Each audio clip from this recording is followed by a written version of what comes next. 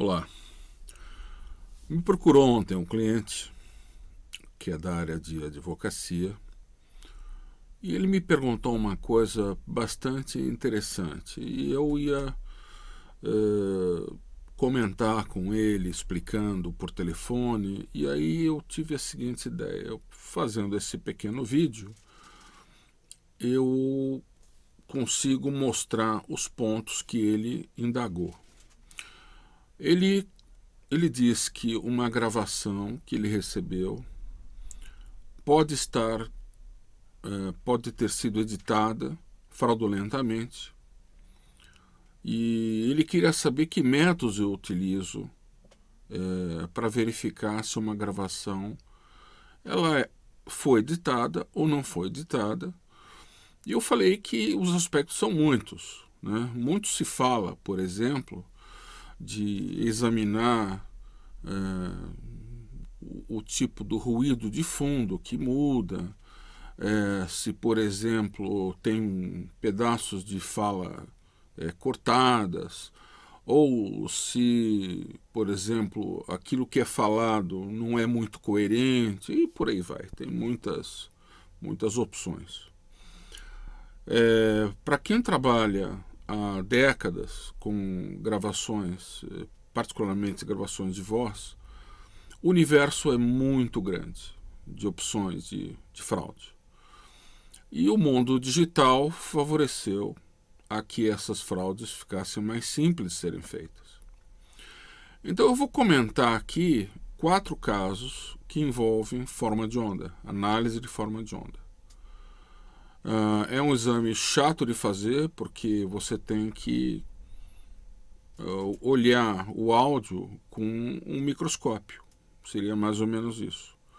E às vezes uma gravação de 5 minutos pode levar um dia ou 2 para ter uma ideia do que tem na forma de onda, que poderia trazer algum tipo de indício de edição fraudulenta.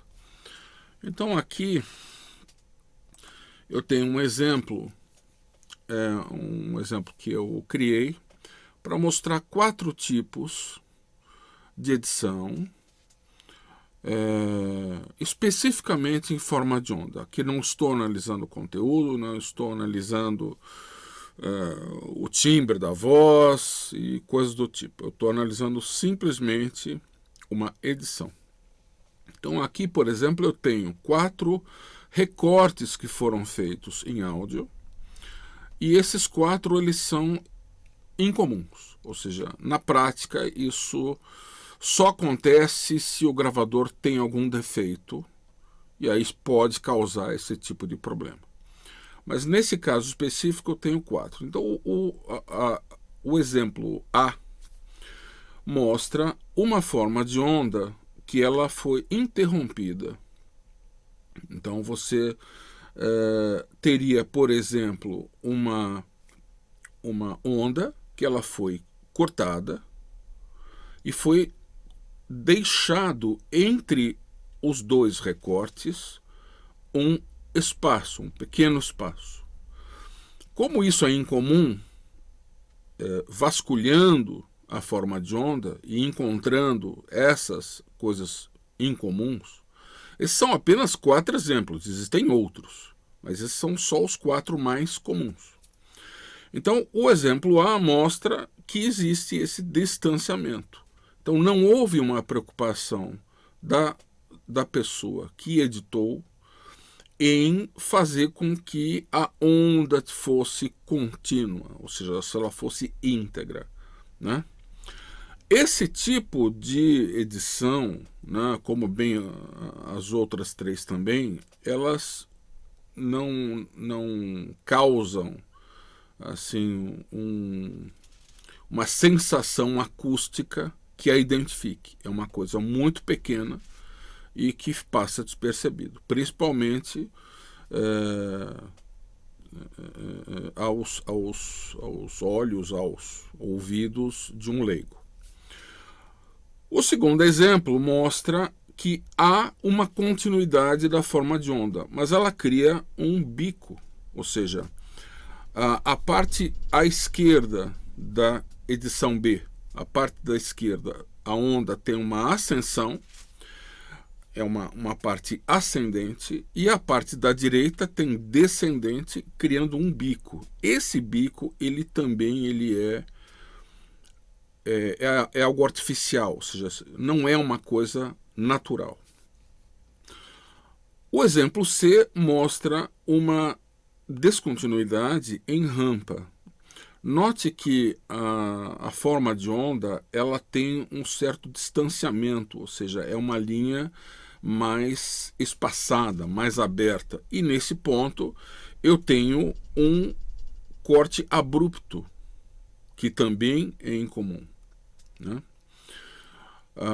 Apesar de ser uma onda íntegra, ela está inteira aqui, né? Diferente da edição A, que tem um buraco, a C ainda também é contínua. E a D, ela tem um aspecto muito específico, onde ocorre